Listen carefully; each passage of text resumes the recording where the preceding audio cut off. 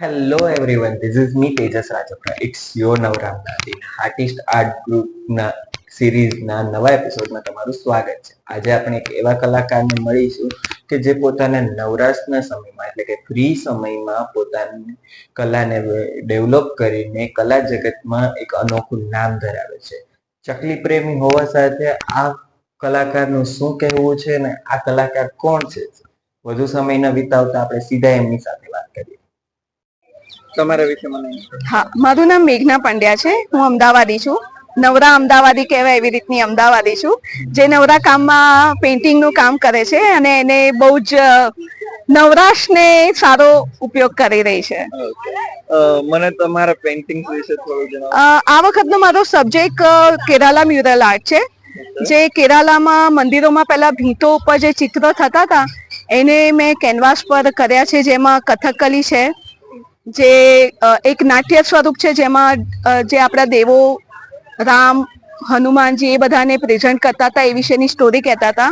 પછી શક્તિનું સ્વરૂપ છે મહિષાસુર મર્દિની, એવી રીતના શિવ શક્તિ છે કમલ પર બિરાજમાન, અને આ બાલાજી છે, આ કૃષ્ણ છે અલગ સ્વરૂપમાં, અને પ્લસ મેં 2 સ્પેરો મૂકી છે જેમાંથી હું ઓળખાવું છું સ્પેરો લવર.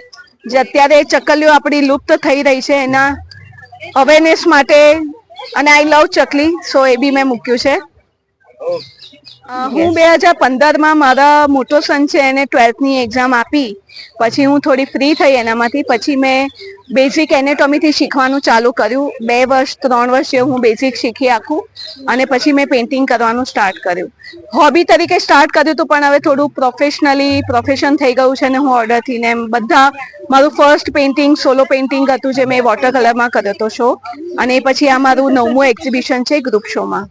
ચાય કેટલી જ્યાં આગળ લોકોને ઓબ્ઝર્વ કરવા બહાર જવું, લાઈક ધીસ અમદાવાદની ગુફા મને બહુ જ ગમે છે ઓબ્ઝર્વ કરવું લોકોને, અને માઇન્ડ રીડ કરવાને એવું આપણને ગમે કે નવરાશના પણનો બી એવી રીતના ઉપયોગ કરું. ચા તો અમદાવાદીઓની ફેવરિટ છે એટલે એ તો હોય જ હાથમાં. Thank you. તો આવી જ રસપ્રદ માહિતી માટે અમારી ચેનલને લાઈક કરો, શેર કરો, સબસ્ક્રાઇબ કરો. Thank you.